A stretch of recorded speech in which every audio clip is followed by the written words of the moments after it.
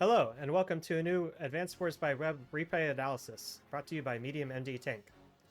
Today we have a very special game. It is a tournament game that I played against Talose in the Empire Cup, which is a tournament for Advanced Wars by Web community content creators, which includes me, I guess. So if you've played this game a little bit, you've probably have heard of Talose. He is arguably the best French player that we have, and he's very good. In many ways, he has the playstyle that I am trying to achieve with my play. His builds are very optimized, and his tactics are very good. So let's get right into the map here. So this map is called Loveless Birds. It is a mixed base map with 4 bases. You sort of have strong side on the sides here, and then kind of weak sides at the top and bottom. So the way this kind of plays out is that player 2, if they want to have a tank on turn 3 and turn 4, they can basically do one property skip and lose 1,000 income and still make it. As you'll see, sort of with this at the very start, I miscalculated this optimization and it set me back a lot. So let's see how those early turns play out. So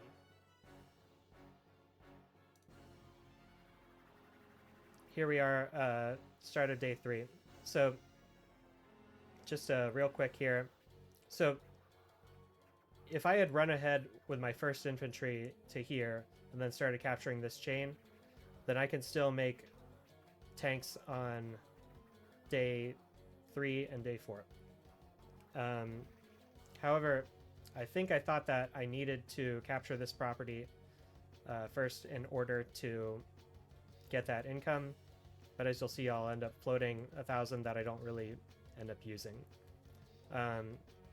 Whereas Talose and player 1, I think, has a much more straightforward build, where there's really no consequence for doing this skip or this skip. So I feel like player 2 is much more constrained in this matchup. I actually thought about going Javier for a while, and I was trying to come up with a build that let me safely take the comm tower, but I wasn't comfortable doing that build on player 2 because I would have definitely had to have given up the turn 3, turn 4 tanks in order to get the comm tower before it could be interrupted here. Now, there is possibly some benefit to making them make their first tank here. And I don't think you... Let's see. 1, 2, 3, 4, 5, 6. 1, 2, 3, 4, 5, 6. Yeah. So if you want to interrupt it in 2 turns, you have to build from this space. But either way, I decided the Javier build would probably just set me back more. Although playing a mirror match against a very good player, especially a Von Boltmir, is very daunting. There's not a lot of tricks to hide behind. You just have to play really well. So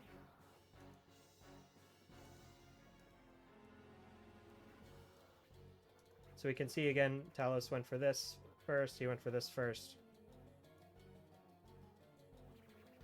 And you get to get a tank day 3 here.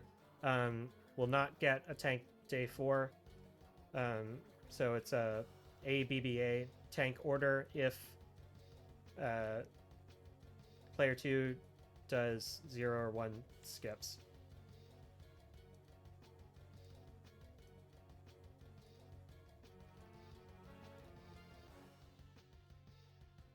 So I realized how big of a mistake it was to not go ahead with the first infantry to here, because this day 3 tank now can threaten this property And so I have to make a tank to defend it, otherwise I'm going to give up a free hit.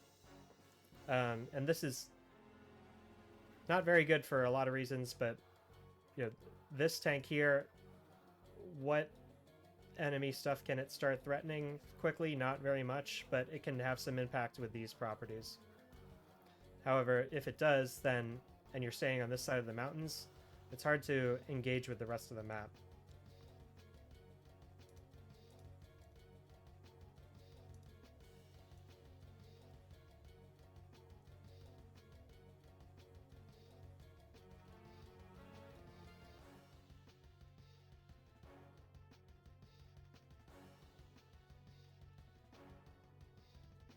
So, not many big surprises that turn.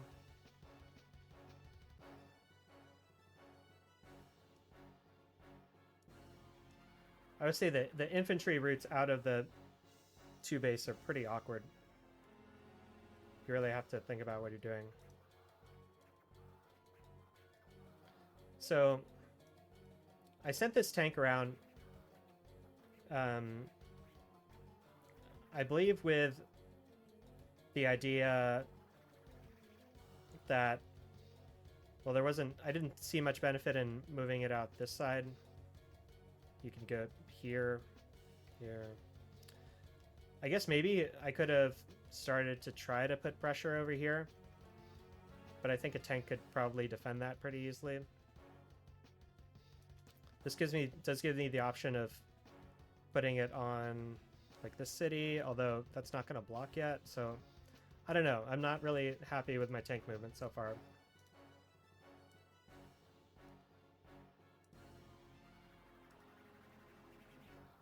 And so we can see another advantage of getting this out first is you can get this chain safely, and then maybe even work on this, maybe threaten this.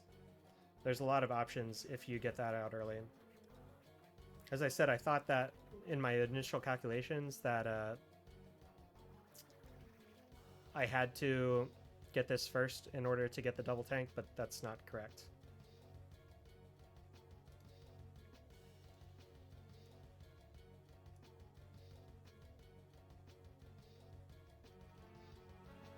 So this is a little surprising, not going for this property right now. Running ahead either to here or to here. This could have been in response to this tank. I'm not sure.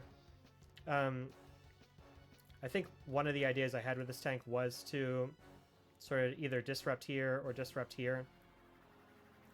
Or possibly start hooking around and disrupting this. Because I can get here, here. So it might force a tank here.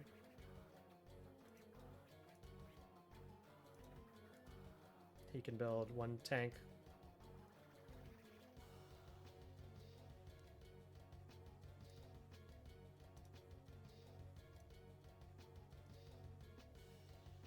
Oh yeah, so this block is really annoying. You really want to do this chain, and we can see why moving out, getting this chain is first is so powerful. Now, there is the option to attack the tank. The odds are not good without a comm tower, and the comm tower, unless you make big sacrifices, comes late on this map. Or at least late enough that I can't contest this tank. So let's see how I respond.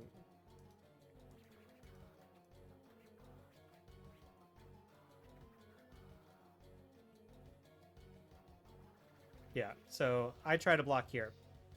Now, of course, I guess I could have blocked here. Maybe that would have been better. I think I might have been afraid of getting my tank trapped somehow. I'm not sure.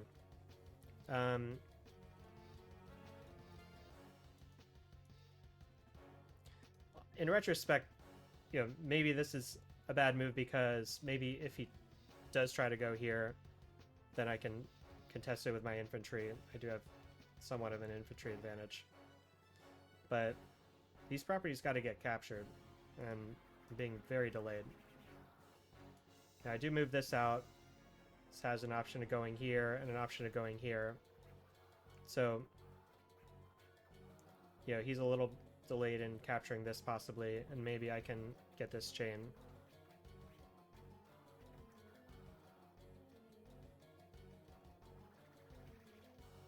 But this is scary. You know, this is a great spot to start attacks from. And you just go for that. Interestingly, not getting this one yet, going for this one instead, which is going to be a contested property, and you know, I allowed that to happen with this tank placement. So, you know, this move could have been in anticipation of this tank move. That would be pretty smart.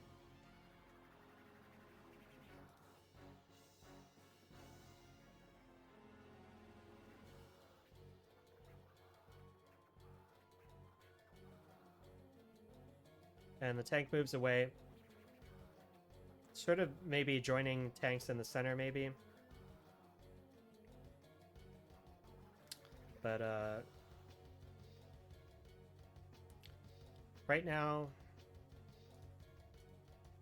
you know, I'll have a 1,000 income lead at the end of this turn, but I think overall I'm not as ahead on income as I want to be.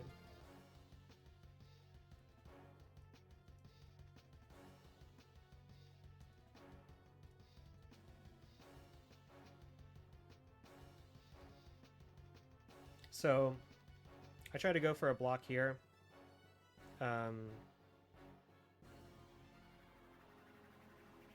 Despite what the graphic is showing, you know, this tank can't maneuver around to this city.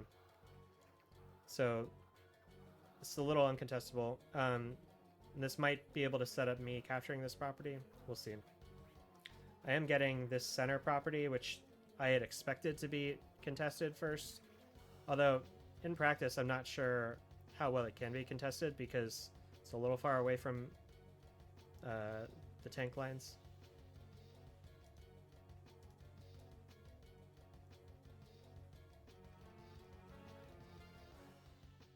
Ooh, and goes for the interrupt here. So this is painful. You know, right now it's looking like these infantry can capture, and this can be sacrificed. Just tank back up.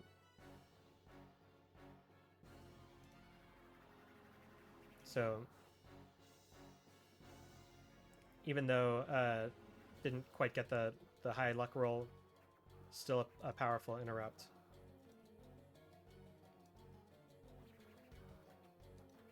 So you'll also notice that units are starting to get clogged up here.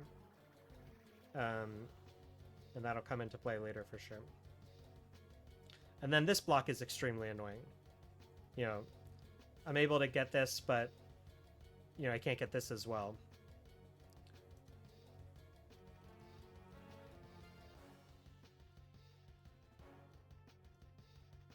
So I have the comm tower now.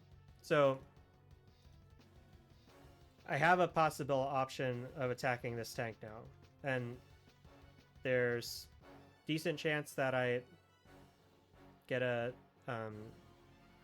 his 6 to my 7 or 8, but there's also a possibility of like a 7/7 even with the comm tower. Now I do have a comm tower and he doesn't.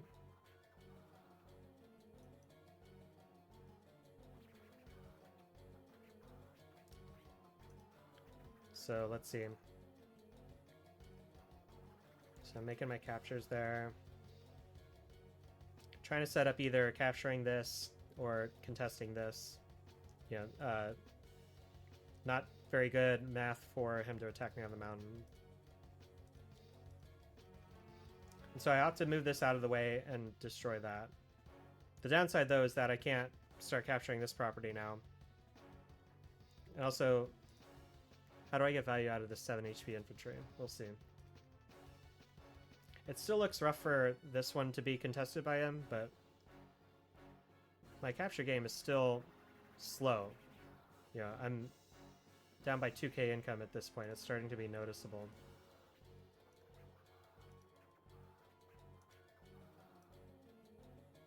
It's another kind of awkward maneuvering I have to do around this tank. and around this infantry. You know, it's well positioned to be able to attack and still capture this. You know, if this attacks, they can't capture both, but also if I just let all of this happen, you know, both of these getting captured isn't great either. You know, I'm still most likely to get this, but yeah. And so here I'm trying to set up a little thing, but it's still 3 against 2 here. And it's trying to sneak this tank around to do damage and make this tank stick around, but not sure if it'll work.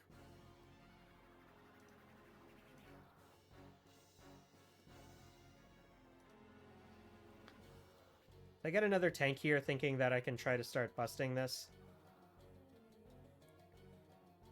I think an artillery at this time might be better. Or even building artillery over here.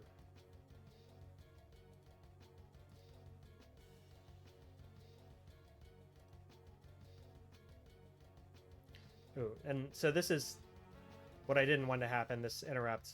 And, you know, my timing of my tank block with the city capture was not lining up.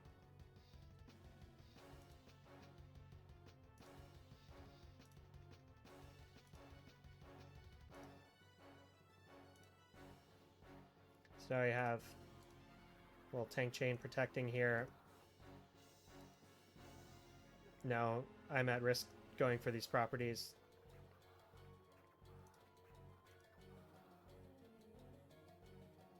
So interesting, this tank moves out of the way here. Does a new tank replace it? Let's see the build order. Yeah, we get another tank here. Can afford a tank up there. Or, excuse me, builds the artillery here. So this is the benefit of the efficient capture game. Another one is that you can start setting up these mid-game pushes a little better. So this artillery, not sure where it could go. It could start trying to push here. It could start trying to push these. It could prevent capture of this, you know, by hanging out on the city maybe. That would make it really hard to break. There's even the option of trying to push the HQ with an artillery push, although that seems like an unnecessary risk for Talose at this time. Speaking of risks, so you'll notice that the terrain in the center is very clogged. There's mountains, there's woods, and these HQs act as a wall too. Now, you can delete your own cruiser and start parking your own units on the HQ, even attacking their own cruiser if you really want to. But it is a really good position in the center here. So there is a lot of reward for deleting your cruiser. And maybe my tactics are desperate enough that I should have done that. You can see that this is not good for me, and there's these reinforcements. So this whole threat is not looking good. And these are holding off this over here. And my tanks are just kind of not very joined right now. I have this chain going, but it can probably be disrupted, especially if I have to start intervening over here.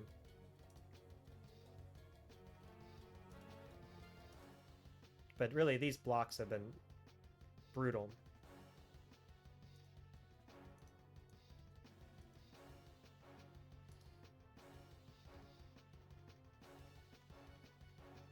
I think I was trying to cover a lot of bases with this tank. You know, maybe be able to attack here. But tank can only do one thing at a time. Okay, so now I decide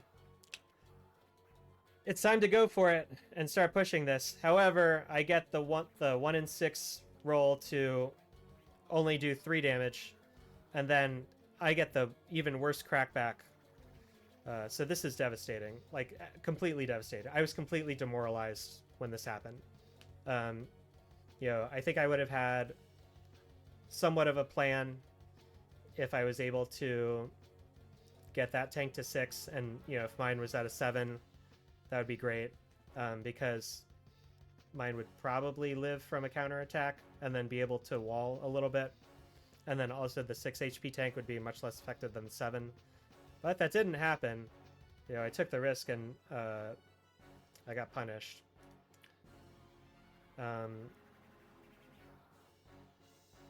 So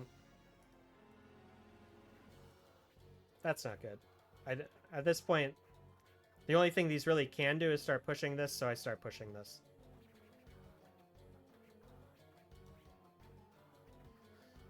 Cheeky little block here. It's probably unlikely to be contested. But I am committing, one tank to being in this corner, which is a cost.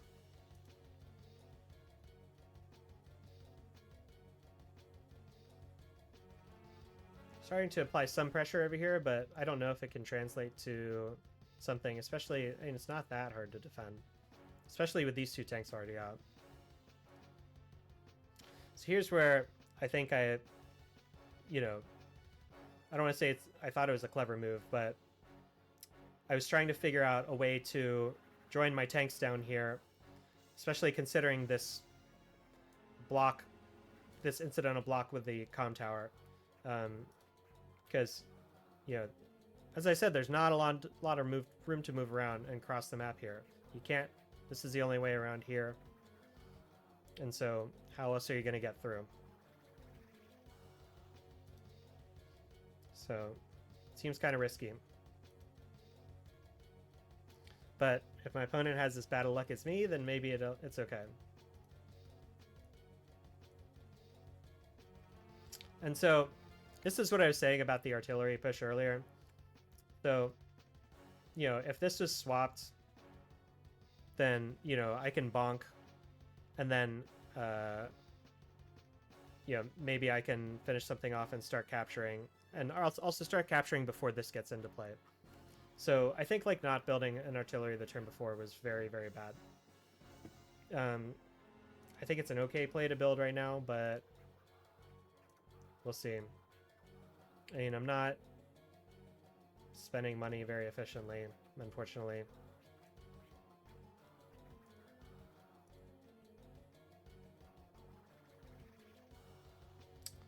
Alright, so let's see the response to this attack.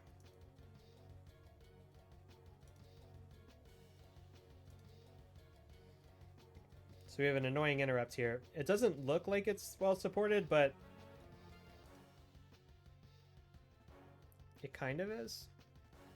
Especially because I can only counterattack with 1 healthy infantry now. So that's not good. And I still don't have this property.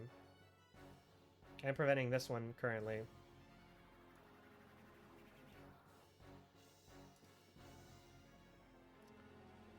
So I knew it was kind of difficult to prevent some attacks here. And but this is a pretty effective play. How am I going to get another infantry over here to capture this property? It's pretty difficult. And ooh, here we have, this block. This block is brutal. This block is so brutal. 1, 2, 3, 4, 5, 6. So I can't attack this. This can't. This could go here, but if I want to kill this, then I have to use this infantry and this tank, and then I can free it.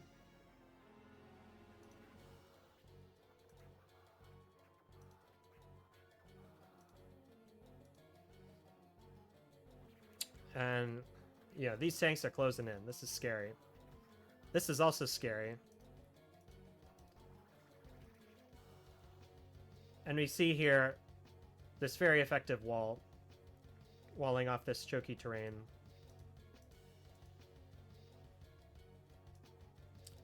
It's not looking good for me.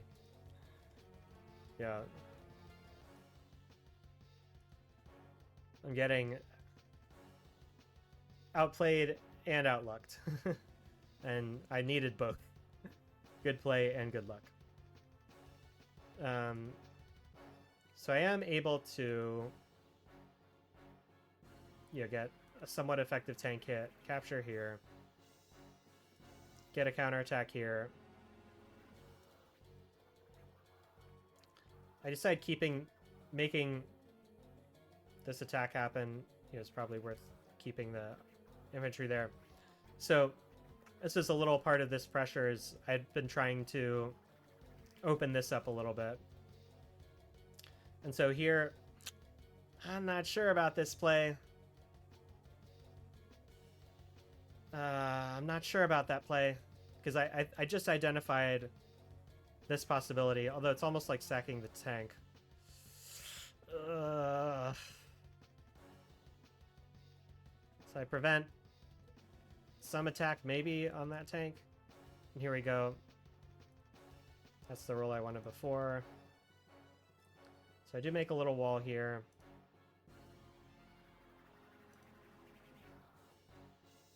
I start transferring this tank over, using this as cover. That's the only way really to get this tank through this tank is to try to use terrain and a block. Here I prevent the second attack on the tank.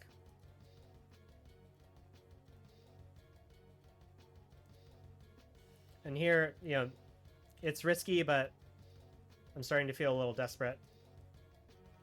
I have a lot of infantry backup there. I don't have a lot of vehicle backup.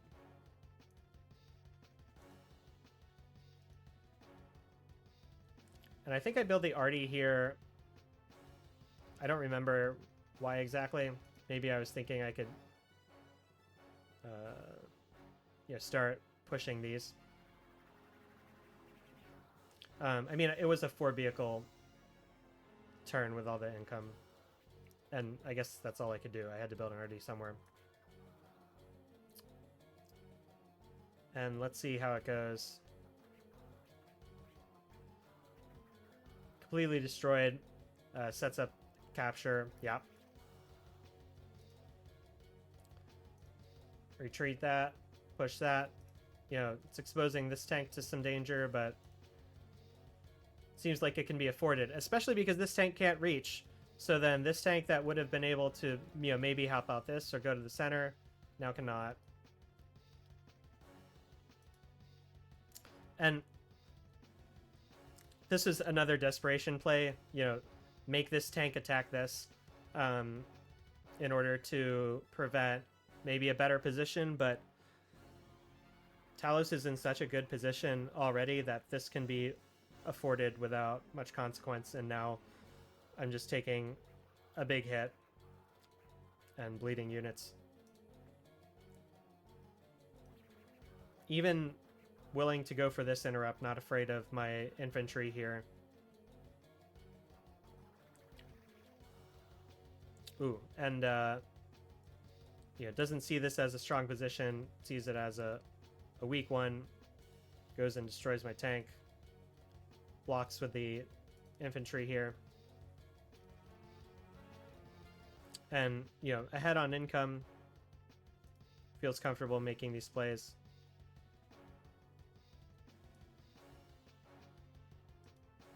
The unit values still, and unit count are still sort of okay for me. Unit count's starting to get low. But these positionings are not adding up. My tanks are not in effective positions. And a tank not in effective position is not much of a tank.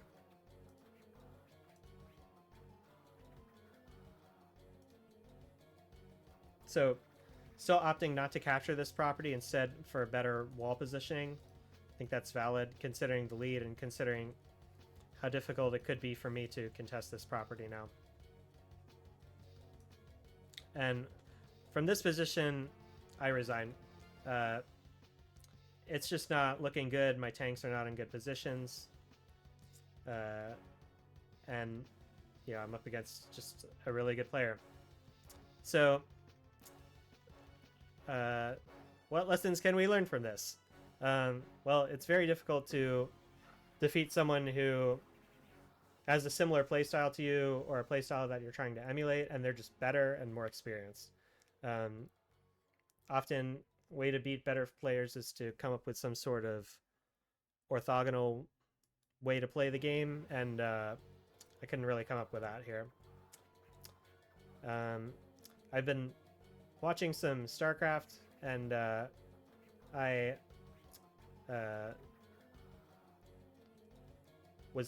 I found an analysis of a game that felt like it applied to my Advanced Wars play here. And so this was from the current ASL. So sorry if there's ASL spoilers if you haven't watched the finals yet. I mean, it's been out a while.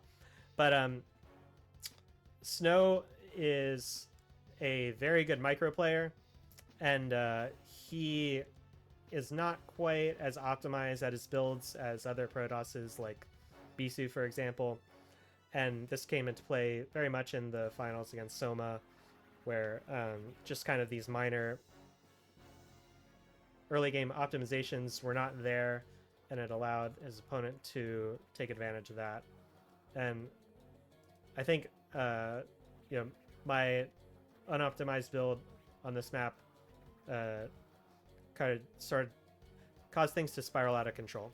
And next time in tournament games, and especially against good players, I want to be more prepared. I mean, I did spend quite a bit of time in Move Planner trying to come up with a build, but at least half of that time was spent trying to come up with a Javier build order that didn't end up, that I completely threw away.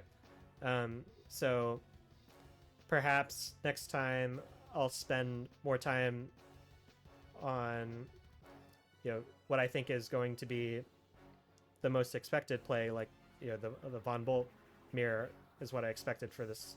And then once I have that down, then maybe I can look at some of the more wilder strategies.